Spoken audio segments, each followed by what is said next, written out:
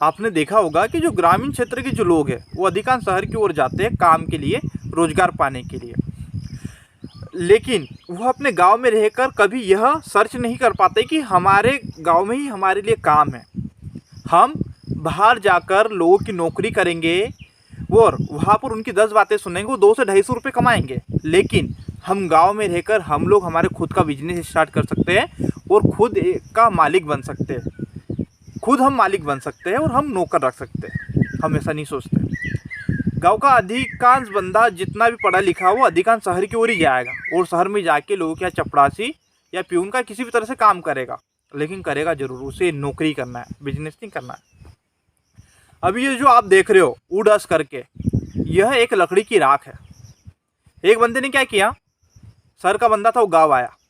गाँव बस घूमने के लिए वो आया था। उसने देखा कि गाँव में अधिकांश लोग चूल्हे पर रोटी बनाते हैं, मतलब लकड़ी को जलाकर रोटी पकाते हैं। उसने देखा और सोचा क्यों ना मैं इसी राख को बढ़िया सी पैकेजिंग करके ऑनलाइन बेचना शुरू करूँ। उसने उस राख को लिया, बढ़िया सी पैकेजिंग की, उसका एक खुद का ब्रांड बनाया और उसको ऑनलाइन बेचना शुरू किया और आज उसका खुद का बिजनेस है। और वो वही राख जो गांव में हम लोग कूड़े में फेंकते हैं या खेत में ऐसे ही फेंक देते हैं, वही राख को आज ऑनलाइन 400 से 500 रुपये केजी के समथिंग बेच रहा है। उसने खुद का मार्केट बना लिया। कभी हमने सोचा भी नहीं होगा कि ऐसा हो सकता है या ऐसा हुआ होगा, लेकिन ऐसा वास्तविक रूप से किया गया है कि लकड़ी की राख को 400 से 500 रुपये केजी के समथिंग ऑनलाइन बेचा जा रहा है।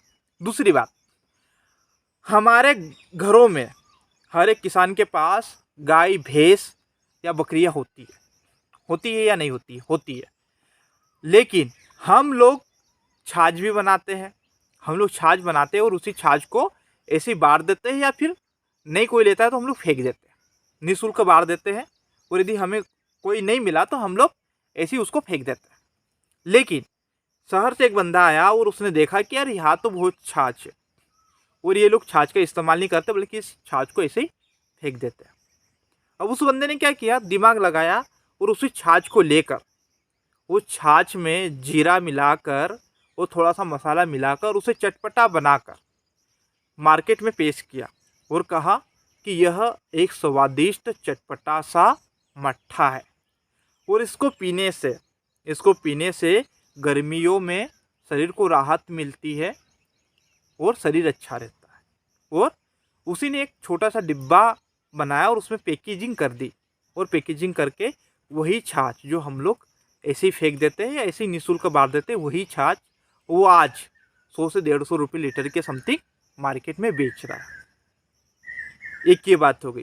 दूसरी बात कि हम लोग अधिकांश आपने देखा होगा कि गाँव में पानी पर्याप्त मात्रा में पाया जाता है। जितने भी लोग वाटर सप्लाई का बिजनेस कर रहे हैं वो शहर में कर रहे हैं, बल्कि शहर में जल स्रोत इतने है ही नहीं। अधिकांश देखा होगा कि शहरों में पीने के लिए पानी भी नहीं मिलता है, लेकिन उसके बाद भी शहरों में पानी कहाँ से बिक रहा है।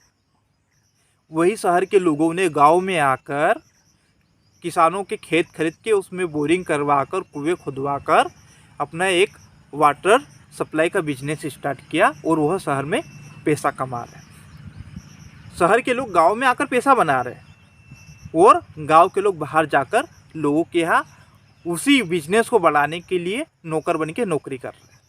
और दूसरी चीज़, हमारे गांव में जंगल होते हैं, हमारे खेतों में पेड़ पौधे होते हैं, बहुत सारी औषधियाँ गांव में ही मिलती है।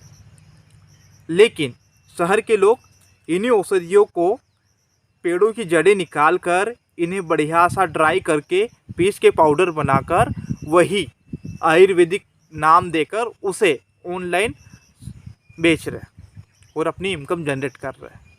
लेकिन गांव का व्यक्ति अधिकांश क्या करता है कि वह ऐसा सोच ही नहीं पाता। वो सिर्फ ये सोचता है यदि मैं पढ़ा लिखा हूँ तो बस मुझे नौकरी करना